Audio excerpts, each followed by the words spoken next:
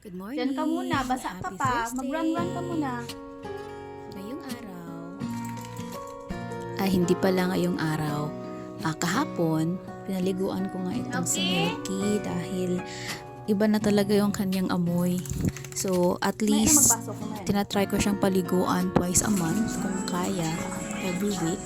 Hindi kasi pwede na every other day ko siya paliguan or twice a week dahil yung kanyang balahibo is grabe makalagas at pakiramdam ko dahil yung sa sabon na ginagamit ko, Perla, wala na kasi siyang sabon, yung talagang sabon para sa aso. Nabilhan ko na nga siya dati pero hindi ko nga alam kung saan ko na nalagay dahil ngayong taon ilang beses na kaming naglipat and yung sabon na yun hindi pa yun siya naubos, nawala lang talaga, na-misplace lang talaga. Nalilito pa rin ako kung saan ipaplastar ba na sa Bisaya pa kung ang mga butang diri. Anyway, sa akong life karon is naka-feel na ko contentment looking back dito sa mga bagay na ginadesire lang na ako 5 years ago. I remember nga naghawa ko sa ako ang job, mo itong pinakadugay na ko nga job, 3.5 years ko dito sa company, which is buutan kayo ang mga amo na ko, akong boss, and then nag-abot lang kid sa time na ika 3.5 years na ako, murag nakapoy na ko sa ako ang routine na paulit-ulit na lang, and then murag nag-desire ko somewhere sa akong heart nga gusto na ko himuon ang dapat na akong himuon, and after that is gusto gid na ko heart sa mga children.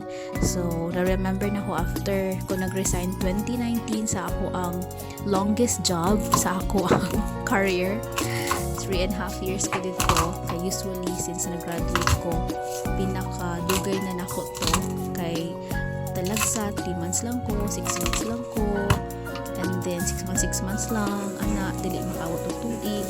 So mao tong first job na ko after nako nagpanganak si Rain.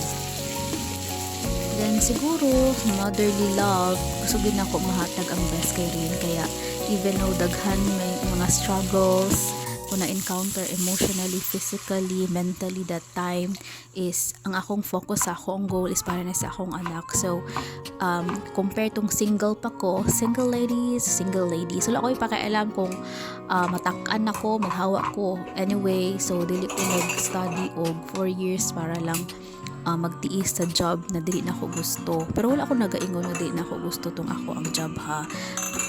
What I mean is that before that job, secretary ko sa isa ka company, sa telco company dire sa Jensen.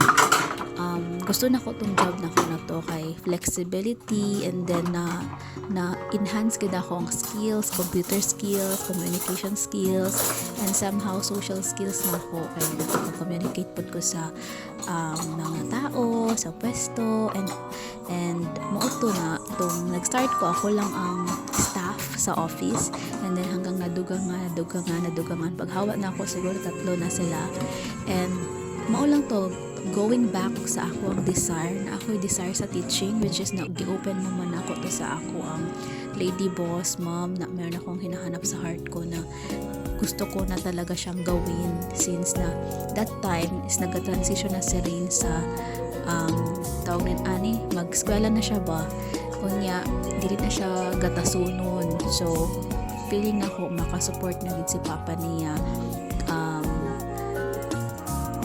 kay dili na kay bugat na walay gata. So it's time for myself to explore and spread my wings sa ako ang passion, which is teaching. So though dili man gid ko morning person, I did not see myself na mag-uniting kog education, but I know somewhere in my heart na dito gid ko padulong. So until tong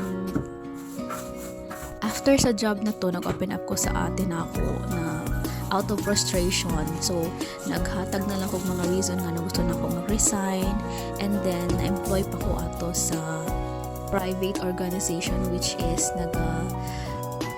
teach sa mga street children. So more than a month lang ko ato for health reason, and Though gusto na ko kaya kung ginabuhat dito, nag-teach ko sa children and also socially is nakikipag-communicate ko sa mga parents and as a coordinator and all, but for some reason dili ko pwede magstay dahil risky siya kay perminti siya sa gawas, field work siya.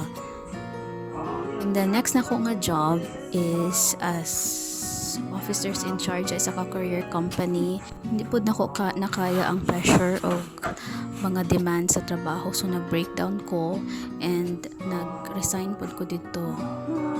Third job na ko after sa telco is kanang real estate so dili po na ko to dugayan kay for some reason naghawak po ko again. Last na ako nga trabaho before ESL job is contract worker pa ko sa land bank. So and dito po na ako na-realize na dili gid para sa ako ang corporate job. So hindi ko pwede ma-stuck sa isa ka routine na paulit-ulit ang trabaho. So mao to. Though as an ESL teacher, paulit-ulit man pod ang routine, pero dili ni mo siya ma-feel na paulit-ulit siya kay everyday iba-iba imong student, and if may regular student ka, iba-iba po ang mga topic, and also kato pa lang sa pag-interact sa ilaha through teaching is ma-energize ko, feeling na ko gusto na ko akong ginahimo. So this year nagmark na ko sa akong ika 3.5 years sa ESL teaching. Na-break na gid ako ang record sa akong pinakadugay na work, which is 3 and 6 months, and karon nagmark na ko sa ika 3 and 7 months na ko this October. Special thanks to my ate Ate Rochelle, kay siya ang nag-open sa ako na why not i-try nimo ang online teaching. Until now, I'm here. Happy and contented. Lang. Bye!